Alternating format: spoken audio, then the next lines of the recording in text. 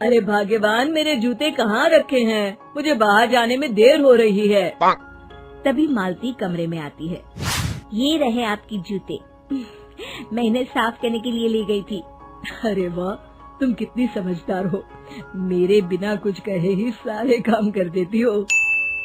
तभी मालती झिझकते हुए रमेश से कहती है, सुनिए जी, आपसे एक बात कहूँ, बुरा तो नहीं मानेंगे ना? अरे नहीं नहीं, बेफिक्र होकर कहो।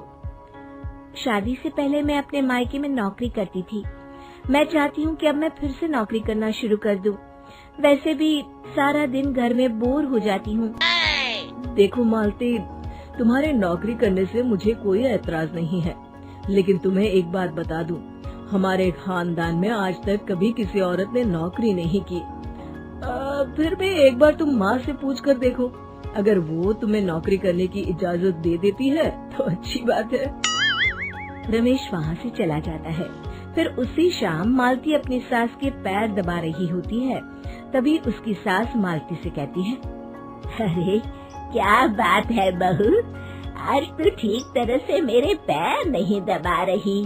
किसी ख्याल में खोई पड़ी है क्या? मैं भी तो जानूं आखिर बात क्या है। दरअसल वो माँ जी। अरे हाँ हाँ बोलो, इतना सोच क्यों रही हो? माँ जी, अगर आप बुरा न माने तो मैं नौकरी करना चाहती हूँ। घर के काम करने के बाद मेरे पास काफी वक्त बच जाता है। मालती की ये बात सुनकर उसकी सास गुस्से में कहती है, अरे बहू, तेरी तबीयत तो ठीक है ना?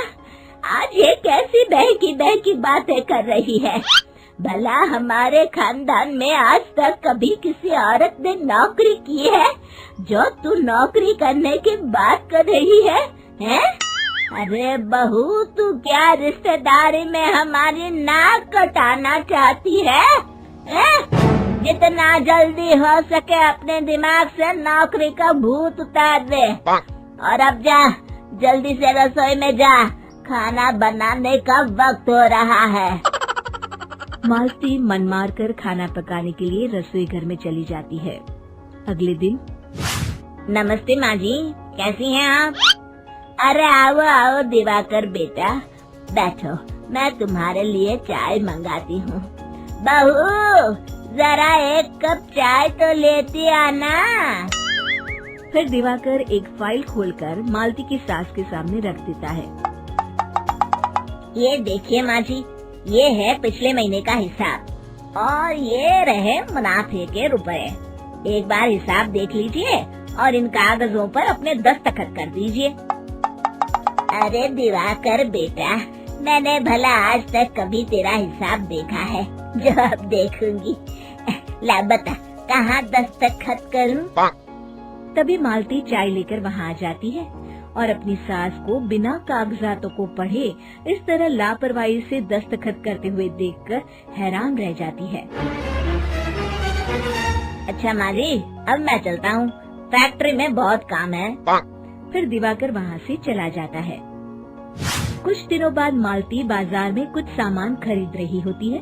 तभी एक बूढ़ा आदमी उसे आवाज देता है, अरे मालती बेटी, कैसी हो? मुझे पहचाना? मैं तुम्हारी कंपनी में मुनीम का काम करता हूँ। हाँ चाचा जी, मैं आपको बिल्कुल पहचानती हूँ। कहिए, कैसे हैं आप? मैं तो ठीक हूँ। कंपनी में कुछ भी ठीक नहीं चल रहा, यहाँ तक कि हमें ठीक वक्त पर तनख्वाह भी नहीं मिलती। ये आप क्या कह रहे हैं? अब क्या बताऊँ, आप लोग तो कभी हिसाब किताब देखने दफ्तर आते नहीं। मेरी मानो तो एक बार आप लोग दफ्तर आकर सारा हिसाब किताब देख लो, आपको असलियत पता चल जाएगी। अच्छा बेटी, अब मैं चलता हूँ, देर हो रही है।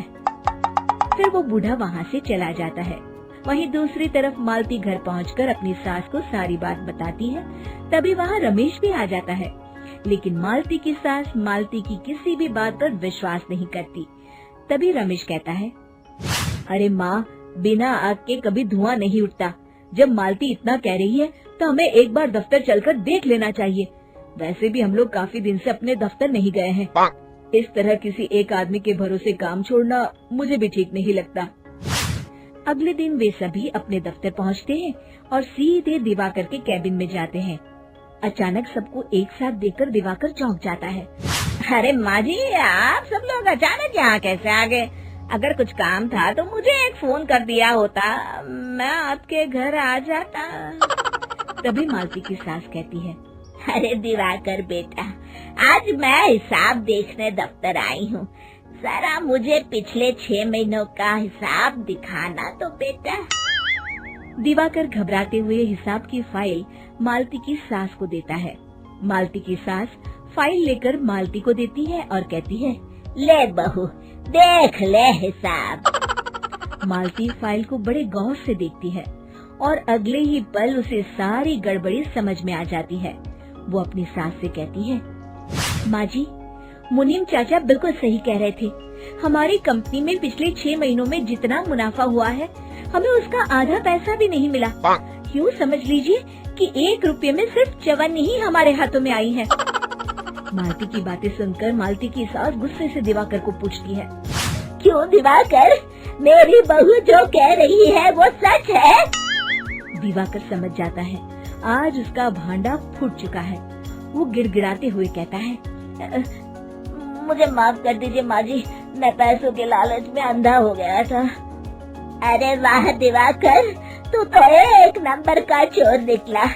इतने दिनों से मैं तुझ पर आंख बंद करके भरोसा करती रही और तू मुझे ही चुना लगाता रहा।